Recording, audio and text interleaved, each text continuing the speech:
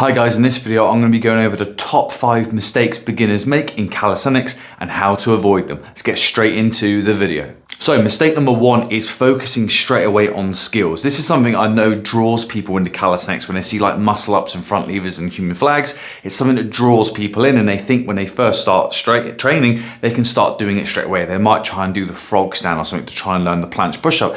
This is a huge mistake because you need to be able to build up a base level of strength. You need to build up a good level of muscle, and you also need to be able to build up good stability in the joints and just control over your body. So when you first start out of calisthenics, don't worry about the skills. If you put in the time and the effort and build a good foundation, you can work yourself towards the skills, but build a good foundation of strength, skill, stability, and technique using the key fundamental calisthenics exercises. Mistake number 2, trying to learn too many exercises at the start. What you want to do is focus on maybe 3 exercises, a pull-up or row variation. Spend time trying to master these exercises because they are the foundation to all of your pulling movements. Focus on inverted rows, master it, learn that scapular control, learn that scapular retraction, what to do with them, and the pulling with the elbows. Same with the pull-up. Learn how to master that form. It's a key movement to progressing further. A push-up or a dip variation. Learn to focus on that, again, scapular control and that strength of your pushing, and then a squat or lunge variation. If you focus on just 3 exercises, all of your time and energy can go into that. You're going to learn them far faster than if you try and learn 6, 9, or 12 different exercises. Focus on them and it will lay a good foundation to be able to progress from. Start with those 3 and you'll go a lot further than you think. So mistake number 3 is following a body part split. So it's very traditional for someone to join the gym to do a bodybuilding sort of style where it's like chest, back, shoulders, arms, and legs. The problem with that though is you're only training those movements, those muscles once a week. What you want to do as a beginner is you want to train something more often, because the more often you can do it, the faster you're going to learn it. And this sort of is made even more powerful by following step 2, which is do less exercises, because you've only got so much mental, physical energy and time.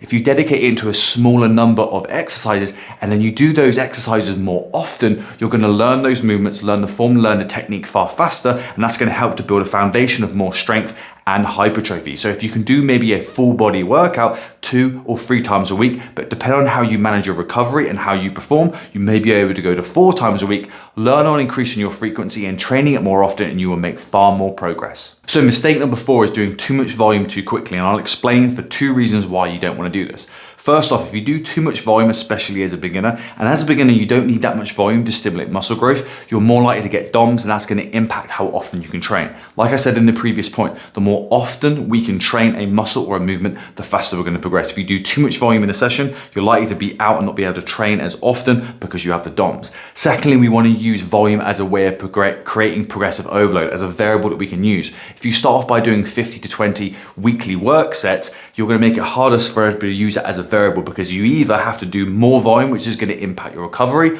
or your sessions are going to get very long. Where if we do less, maybe 5 to 10 weekly work sets, we can easily add volume here or there overall to use that as a variable to keep progressing. So keep it lower. You can always add as you progress, but that's a great place to start as a beginner in calisthenics. So mistake number 5, and this isn't just with calisthenics, this is fitness in general, most importantly something like diet, and that's people not being patient.